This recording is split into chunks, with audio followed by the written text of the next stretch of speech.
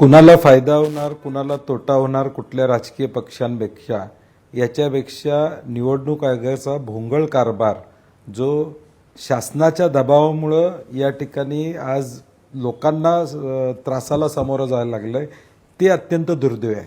म्हणजे आज जनतेनं लोकशाहीमध्ये मुळात तुम्ही निवडणुका घेतल्या 5, 7, 8, 9, 10, 11 वर्षानं काही ठिकाणी निवडणुका होत आहेत. म्हणजे नवी मुंबई कोल्हापूर सारख्या निवडणुका 10-10 वर्षानं होणार आहेत.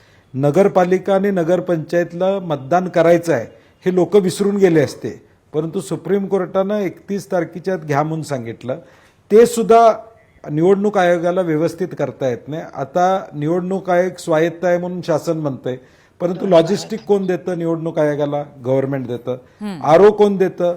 गव्हर्नमेंट देतं. सिक्युरिटी कोण देतं? गव्हर्नमेंट देतं. निवडणुकीचा खर्चाची जबाबदारी कुणाची आहे? शासनाची आहे.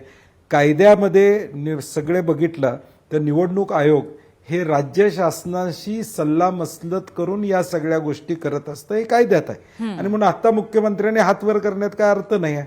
म्हणजे हे तुम्हाला माहीत होतं असं आमचं मत आहे. आता फक्त सगळ्यांचाच रोष आल्यामुळं आमच्या पुढं पर्याय नव्हता. निवडणूक आयोगानं कसा निर्णय घेतला असं म्हणतात.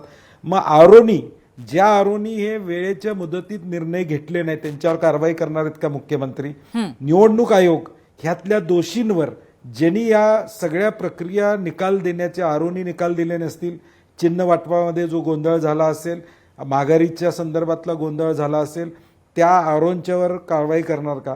कोल्हापूरमध्ये तर एका आरोनी सकाळी चिन्ह डिक्लेअर केलं आणि दुपारी 2 वाजता बदलले आणि म्हणले माझी पहिलीच पोस्टिंग आहे, मला सांभाळून घ्या. म्हणजे निवडणूक आयोगाचा वचक हा राहिलेला नाही. त्याला कारण काय तर शासनाचा दबाव प्रचंड असल्यामुळं कुठल्याही आरोनवर निवडणूक आयोगाचा दबाव नाही आहे. माझं निवडणूक आयोगाला साधा प्रश्न आहे की तुम्ही जनतेला वेठीस धरलेला, तुम्ही कारवाई करणार का? जे आरो यामध्ये दोषी असतील ठीक आहे, तुम्ही निवडणुका पुढे ढकलल्या, जनतेला वेठीस धरलं, पक्षांना वेठीस धरलं, परंतु जे याला कारणीभूत आहेत न्यायालयात गेले, न्यायालयाचा विषय वेगळा. परंतु काही गोष्टी आरोंच्या स्तरावर झाल्या त्यांच्यावर तुम्ही कारवाई करणार का, असा माझा थेट प्रश्न निवडणूक आयोगाला आहे.